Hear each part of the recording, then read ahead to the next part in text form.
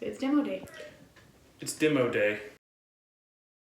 Hi guys, my name's Ashley. Thank you so much for checking out this channel.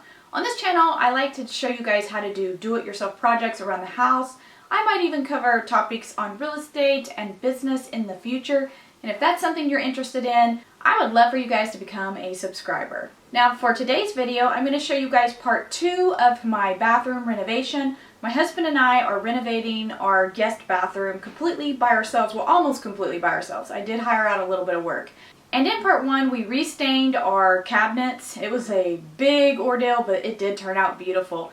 And today, I'm going to show you how we demoed around our shower area. We got it replumbed and we put back the backer board and got everything ready almost to tile. Now, I didn't get the tiling part done, but I am going to show you guys that in part 3, which is coming very soon, I promise. I'm not going to drag it out like I dragged part 2 out. But without further ado, let's go ahead and jump right into that video.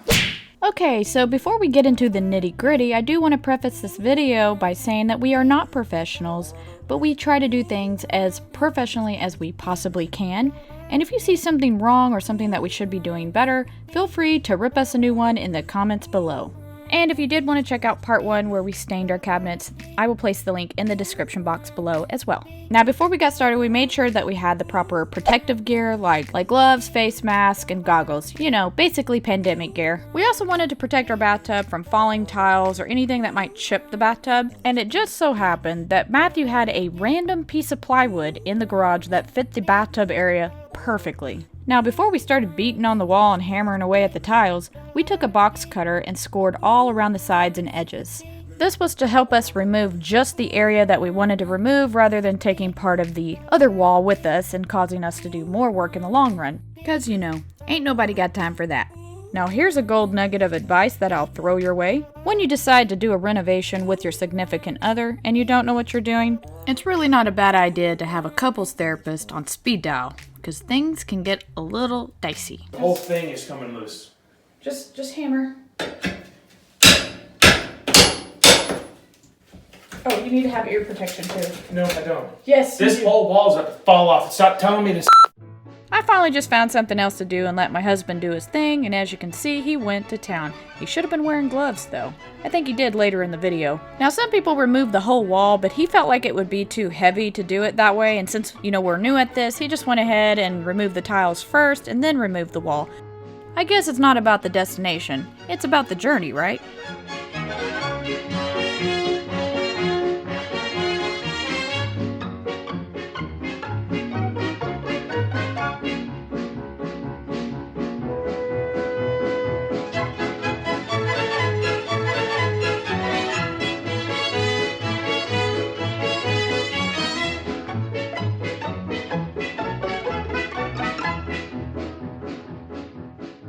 What was really weird about our setup though is that we had a double layer of sheetrock. It wasn't just one layer of sheetrock like most bathrooms. There was literally 2 layers of it. So as Matthew worked his way down, we noticed that there was some mold growing at the bottom of the surrounding area on all sides of the bathtub. Now since the sheetrock above still looked really good and was in great condition, we decided not to replace that, but for all of the moldy areas, we did replace that with a product called green board. Now it looks like sheetrock, kind of feels like sheetrock, but it's actually a little bit more mildew and mold resistant. Now once Matthew had demoed both walls and cleaned up the area, he started on the shower wall. It was at this part of the demolition that we needed to redo the plumbing and also create a shower niche, which basically is just a recessed box that you can put all your shampoos and shower gels. We needed to get these things done before we could actually close up the wall and begin waterproofing. Now originally I was going to try to replumb the entire area myself, but after realizing I have no idea what I'm doing, this is when we both decided to call in a professional. And that professional was my little cousin with a mullet. I'm just kidding, he's lost the mullet since then. So the thing that we wanted to do was bring the bath faucet up a little bit, where I kind of drew it on the picture, and also bring the handle up higher as well. Hi. Such precision. I don't know about that. We're about as precise as a car crash on the I-40. A little rough around the edges, but he'll do. We also had Chris build us a custom niche, and I made it a little bit wider and a little bit taller. That way we would have plenty of room to fit all of the kids' shampoo bottles and anything else that we needed there. Look at him. Did you set that? Oh, yep. You set it at an angle. Look at you. Not too much of an angle. You don't want to come falling off and crushing your big toe. He spent a couple of hours in the bathroom hammering and beating on things like a psychopath. But once he was done, I was very relieved that I didn't have to worry about the extensive part of the plumbing. I was also happy that he built the niche because it was one less thing that I had to worry about screwing up. Now, like I mentioned, originally this bathtub or shower area had a double layer of sheetrock. And since we weren't planning on putting a double layer of sheetrock back, there were actually some gaps between the studs and the bathtub that we had to fill with shims. We had to do this so that when we did put on our layer of sheetrock, that it would come down flush over the lip of the bathtub. So what we did is we just scooted them down as far as we could, marked them, and numbered them so we would know what stud to put them back on. We used a little bit of wood glue. I also think my husband used some brad nails to keep them secure. Once we finished installing the studs, we went to our second home and bought some green backer board. That way we could get started on sheetrocking. Think about the remodeling of the bathroom. Yeah, it looks good. Are you excited about getting it fixed up? Yeah. It want to get fixed up.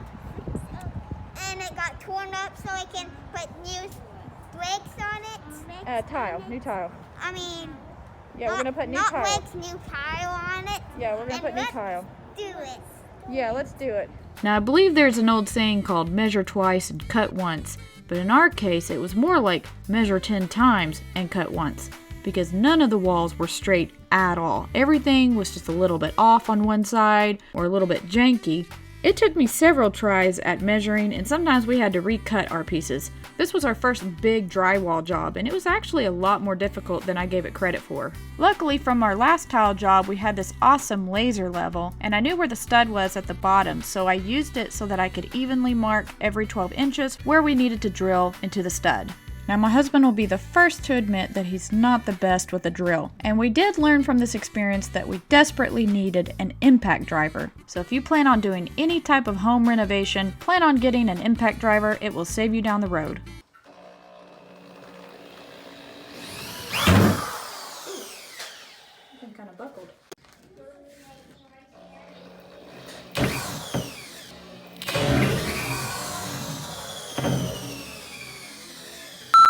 We ended up finishing 2 walls and it looked really good, but we still had one more wall to do. Measuring these 2 pipe holes and accounting for the really janky wall made this wall by far the hardest one to drywall. And as you can see, I didn't get the large hole perfectly centered like I'd hoped, but it was close enough that we could go ahead and install it.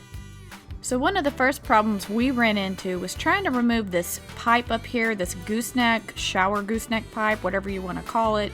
We tried to remove it with pliers and even used a heat gun to try to loosen it up, and it would not budge. So we went back to Lowe's and purchased this little plumbing kit that came with a torch. And it wasn't a bad deal because I'm going to be epoxying the countertops in the future, and I needed a flame torch for that anyway. Once we got that piece removed, we got to looking at the plumbing at the top, and honestly, it just wasn't up to standard, so we decided we were going to go ahead and rip it out, and we were going to finish it out with PEX ourselves, as we only needed to get a couple pieces to finish the job. That way everything would be completely fresh and updated, and hopefully nothing would be leaking on us in the near future. So we purchased this 1/2-inch fitting removal tool by SharkBite, and we used this to help remove the old copper pipe out of the SharkBite connector. It didn't go extremely smooth, but then again, nothing else has really gone super smooth so far, so I guess that's to be expected. But with some finagling, we finally got it off. I'm not completely sure who soldered this old pipe, but it must have been someone's 2-year-old. The other piece that we had to purchase in order to connect and finish everything was this 90-degree drop ear elbow push fitting. I've also heard it referred to as a doggy ear fitting, although I'm not sure if that's the correct term or not. So my friend Tracy informed me that when I installed this piece, that this sheetrock here, which is the purple part, had to be flush with this pipe. So in other words, we had to install a piece of wood and measure it out just perfect so that when we did install this dog-eared piece, that it would be perfectly flush with the sheetrock. So once we screwed it in, we realized that we measured it wrong, surprise, surprise, and it was actually recessed in a little bit. But it was okay, as long as it was just a tad bit recessed in, we could work with that. However, if it had been bulging out, we would have had to redo it. And finally, before we closed up the wall, we did a little water test to make sure nothing was leaking. We got this little cap here to seal off the pipe, and everything looked really good, so we were finally able to close off the last of the sheetrock, or the green board. However, as fate would have it, I did measure out a piece a little bit off, and I was gonna just go with it, but after looking at it, it just really bothered me. So instead of redoing the larger piece and screwing it all in again, we decided to tear out the top smaller piece and just redo it. After I finished measuring out the last piece of green board, I let my husband take it from there and let him do what he loves doing the most, which is renovations and projects.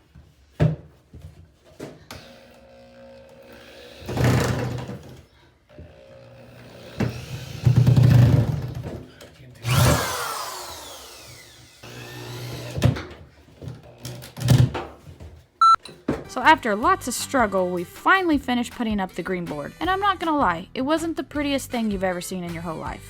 But it will do the trick because we're gonna completely waterproof over all of this and you won't see any of the seams.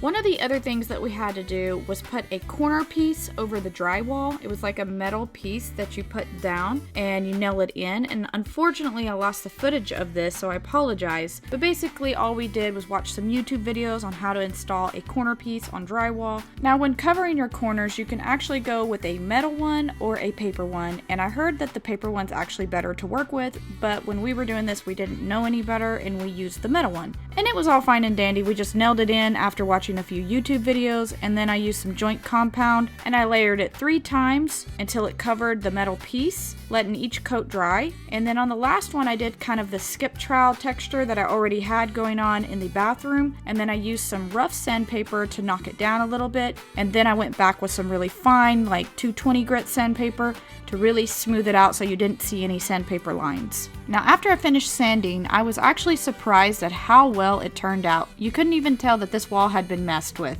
All I have left to do now is paint it and we're good to go.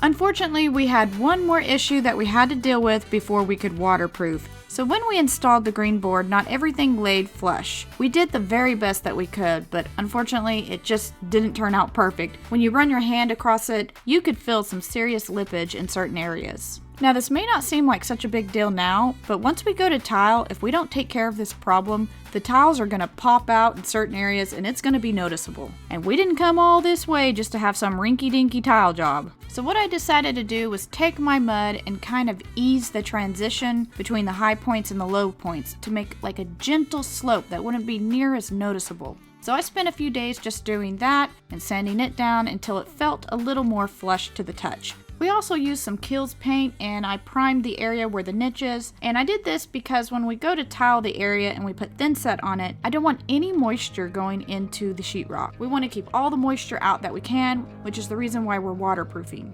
You know, looking back, I probably should have put one more piece of green board into the niche, but oh well, ain't no going back now.